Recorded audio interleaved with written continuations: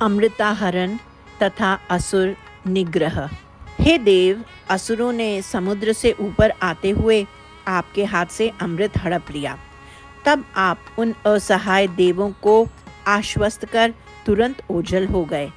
उसी समय आपके प्रभाव से असुरों में आपसी फूट पैदा हुई। तब आप कांति और वय दोनों में श्यामा तथा उन्नत वर्तुल कूचों के भार से झुका शरीर लिए प्रकट हुए। सभी असुर अमृत कलश का झगड़ा छोड़कर आपके स्तन कलशों के प्यासे तृष्णा युक्त होकर आपकी ओर दौड़े। हे सुंदरी, तुम कौन हो? यह अमृत हमें बांट दो। असुरों ने राग विह्वल होकर उससे याचना की। तब मोहिनी रूप आपने कहा, आप लोग मुझ पर विश्वास कैसे करेंगे? मैं उल्टा हूँ। यूं कहते हुए भी आपने उनमें अपने प्रति विश्वास पैदा किया। असुरों ने अमृत कलश बड़े हर्ष से उसके हाथ में दे दिया। मोहिनी रूप आप कह उठे, अगर मुझसे कुछ बुरा काम हो जाए तो सह लें। फिर आपने असुरों और देवों को अलग अलग पांति में बिठा दिया और सलील विलासों से अमृत परोसने लगी। यह हमसे प्रेम करती है, यह विचार से असुर चुप बैठे। आपने जो अपने भक्तों के वश में हैं, अमृत देवों में समाप्त कर दिया और फिर अपने रूप में प्रकट होकर राहु का सिर काट डाला, जो अमृत आधा पी चुका था।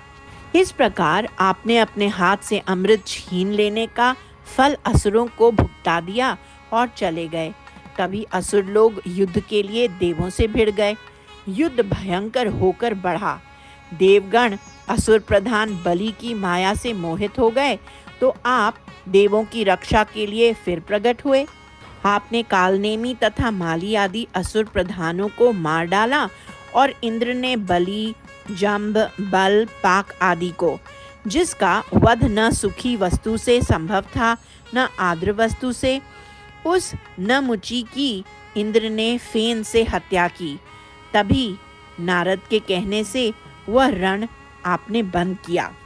असुरों को मोहित करने योग्य जिस मोहिनी रूप को आपने ग्रहण किया था, उसके बारे में सुनकर और उसे देखने को कौतुक रखकर भगवान शिव अपने भूत गणों एवं पत्नी पार्वती के साथ आपके धाम को आए। उन्होंने आपकी स्तुति की और अपना मनोरथ आपको सुना दिया। तभी आप अप्रत्यक्ष हो गए। तभी उद्यान में एक मनोहर कामिनी दीख पड़ी। वह कंदुक लीला गेंद हाथ से मारने का खेल खेल रही थी। वस्त्र उसके ढीले पड़ गए। आंखें गेंद की गति के पीछे पीछे लगने से चंचल थी। वह युवती आप थी।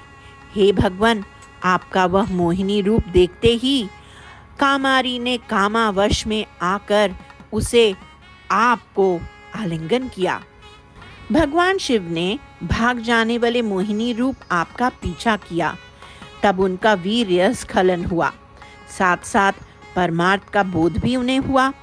आपने गिरीश को सम्मान किया और उन्होंने उमा से आपके महात्म्य का वर्णन किया। वही आप, हे गुरुवायूरपुरेश, मुझे बचा लें। सर्वत्र गोविंद नाम संकीर्तन, गोविंदा गोविंदा।